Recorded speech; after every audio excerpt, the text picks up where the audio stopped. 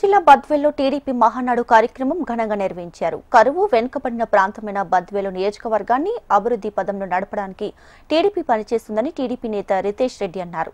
ఈ ప్రాంతంలోని ప్రాజెక్టులు, పరిశ్రమలు, ప్రజా సంక్షేమ కార్యక్రమాలను దృష్టిలో ఉంచుకొని మహానాడులో తీర్మానాలు ఉంటాయంటున్న Badvel TDP party incharge Ritesh రెడ్డితో మా ప్రతినిధి Chandramohan Raju face to face. అత్యంత సంబరంగా అత్యంత ఉత్సాహంగా తెలుగుదేశం పార్టీ కార్యకర్తలు నాయకులు జరుపుకుంటున్న మహానాడుకు సంబంధించిన ఏర్పాట్లు ముమ్మరంగా సాగుతున్నాయి. ఇందుకు సంబంధించిన ప్రత్యేకమైన కమిటీలను కూడా ఏర్పాటు చేశారు. రాష్ట్ర స్థాయిలోని మంత్రులు అలాగే నాయకులందరూ కూడా ఈరోజు కడపకు వచ్చి దీనికి సంబంధించిన ఏర్పాట్లకు సంబంధించిన పరిశీలన చేస్తున్నారు. దీంతోపాటు సమీక్షలు కూడా నిర్వహిస్తున్నారు. ఈ నేపథ్యంలో ప్రతి నియోజకవర్గానికి సంబంధించి కడప జిల్లాలోని అన్ని నియోజకవర్గాలకు సంబంధించి జన సమీకరణ అలాగే ఏర్పాట్లకు సంబంధించిన కమిటీలను కూడా ఏర్పాటు చేశారు. ప్రస్తుతం మన దగ్గర బద్వేలు నియోజకవర్గ ఇన్ఛార్జ్ రితేష్ రెడ్డి ఉన్నారు. ఆయన అడిగి తెలుసుకునే ప్రయత్నం చేద్దాం. చెప్పండి సార్, ప్రధానంగా ఈ మహానాడులో మీ పాత్ర ఎలా ఉండబోతోంది? మహానాడులో అన్న ఈరోజు అనేక మంది కమిటీస్ ఏర్పాటు చేసుకున్నాం.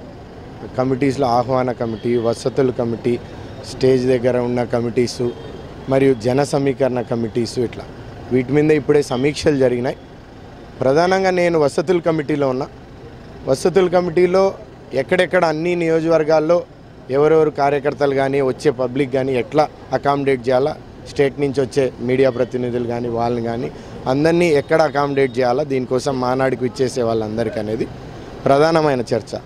బద్వేలు నియోజకవర్గం నుంచి మాకు దాదాపు 70-80 కిలోమీటర్లు దాంట్లో నుంచి జనం చాలా ఉత్సాహంగా ఉన్నారు. ఏ కార్యక్రమం కన్నా బద్వేలు నియోజకవర్గాన్ని చాలా భారీగా వస్తారు, మీకు తెలిసిందే. ఎందుకంటే పార్టీ పుట్టినప్పటి నుంచి బద్వేలు నియోజకవర్గం అనేక మంది నాయకులు కానీ కార్యకర్తలు తెలుగుదేశంలో ఉన్నారు. ఈరోజు మహానాడు సందర్భంగా ఇక్కడున్న కడప జిల్లాలో జరిగేది ప్రతిష్టాత్మకంగా తీసుకున్నాం. దీన్ని లోకేష్ బాబు గారు ఆనాడు పాదయాత్రలో నడిచేటప్పుడు కూడా కడప జిల్లా ఎట్లుంటుందంటే యువకులు మేము 3-4 కలిసి ఆయన స్ఫూర్తి తీసుకొని మీరు రెండన్నా ఇక్కడ ఎలా ఉంటుందంటే దాని ప్రకారం మ్యాండేట్ కూడా ఆ విధంగా తీసుకొని రావడం జరిగింది. కాబట్టి ఇది కార్యకర్తలకు భరోసాతో పాటు ఇక్కడ ఎవరైతే ప్రజల్ని ఇబ్బంది పడుతున్నారో దాంతోపాటు మీకు ఇందాకే చెప్పాను, తీర్మానాల్లో ఖచ్చితంగా రైతన్నలకి సాగు త్రాగునీరు మీద ఇబ్బందిగా రాయలసీమ జిల్లాలో ఉండేది ఉంటుందని మేమందరం ఉపేక్షించి ఆకాంక్షిస్తున్నాం. అది జరగాలనేదే మేమందరం కోరుతున్నాం ప్రధానంగా. దాంతోపాటు జన సమీకరణ మీద ఇందాకే సమీక్ష జరిగింది.